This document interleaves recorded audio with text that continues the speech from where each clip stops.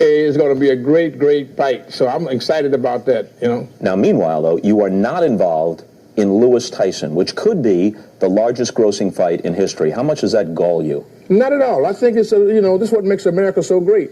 Many people underestimate the power of teamwork, you know, and when you have to have a support team in order to make things happen. The fight has been fraught with danger, the disaster coming imminently from one place to another. I don't want to be associated with something like that. I like perfectionists. But you know what I mean? You don't want to be associated? No, not under those conditions, because if I did, it would be altogether different, Bob. It would not have these type of idiosyncrasies and indiscretions that are taking place now. It would be of the highest sophistication and magnitude. It would be something that would be exemplary, extravagant, second to none. Yes, little doubt. Yes. What about reports that you've been working, at least up until recently, behind the scenes trying to derail the fight?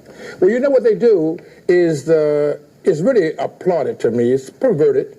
But nevertheless, they see me here, they see me there, they seek me everywhere. No matter what it is, my presence is there because they don't know what I'm doing. I've been relatively quiet, you must admit. You haven't had any kind of bombast from me, you haven't had any exhortations from me. I've just been leaving it alone because they're doing a great job of destroying it themselves. I couldn't write a script this good. But it's still probably going to happen on June the 8th. I'm not going to say whether it will or whether it won't. All I can say is, when you talk about Mike Tyson, you have to talk about Mike Tyson with Don King and his team, John Horn and Roy Holloway, and without Don King and his team. And you know, years ago, I got Donald Trump, one of the most brilliant businessmen I know, and I suggested to him that he should advise Tyson. I suggested to Tyson that he should get Trump. He did.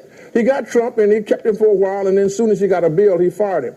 And everything has been going asunder. He would be wealthy right now because I made him hundreds of millions. Well, speaking of that, he is by all reports in debt. And the way one scenario goes, you were feverishly trying to lock up Lewis. Then if you had Lewis, Tyson would have to come through you to get to Lewis, which is the only big money fight that can help him eradicate his debts. And as part of the price of that, he could settle his suit against you, which is for $100 million, because he alleges that you shorted him on purses and ripped him off for tens of millions of dollars. Well, that's the normal way. Recognize this. Tyson, with me, made $30 million, $25 million, you know what I mean? So somebody whispered in his ear, you know, I've never had a problem with Tyson. Somebody told Tyson he had a problem with me. And so in telling him he had never had a conversation with me to discuss whether or not anything was wrong, to bring his accountants in or whatever it is, I've never seen him just ran away. All right, so now in doing that, in the middle of a 10-fight deal with Showtime, a 10-fight deal which would have reached $300 million for Tyson. He got close over $150 million already.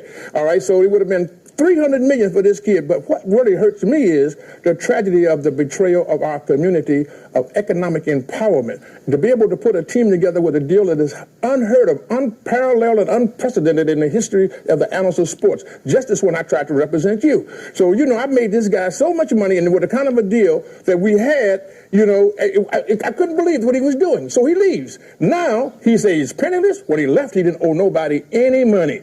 Everything he had was paid for. Now you got to look at Tyson today, and I wonder what he's thinking myself.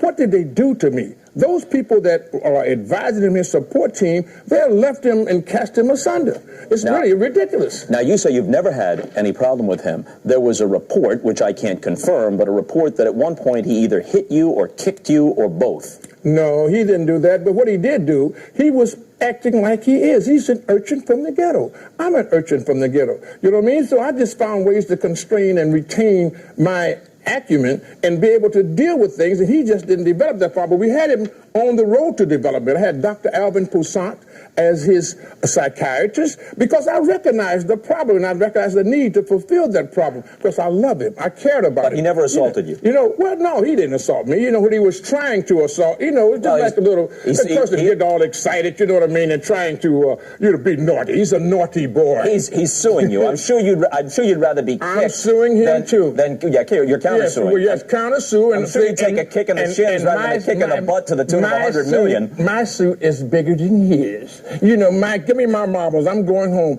I got a $110 million suit, and I'm going to win it. So, you know what I mean? I'm in it to win it. Because what the guy, listen, his case, as he has left me, is the best testimony I could ever give.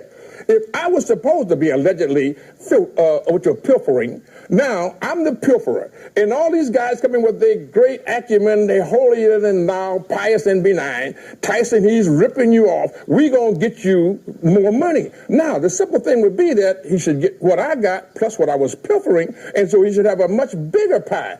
Not so. What he did is he left me and he went backwards. You know what I mean? He's not making any kind of money. And I'm going to say one thing else. You said the biggest fight. You are absolutely correct. Now, in 1997, I paid him $30 million. I paid Holyfield $33 million when he only had 21 or 22 million universe. Now, households for pay-per-view. Pay-per-view universe. Now, in 2002, they got 48 million universe, yet they only make $17 million a piece. What's wrong with this picture? Tell me what's wrong with this picture. Don, all I want to know is what's wrong with this picture. I don't have time to explain it. Far be it from me to ask a man to be overly terse. But, you know, even though we have a fair amount of time here, we're going to have to try to get a lot in. It's so exciting. You know, you're impressing me so. Yeah, I understand. You know, and I want you to understand, I just get so carried away because you know what, the man is losing it. There's going to be an imaginary ring here, a little bell ring, and when the round for a given answer is over,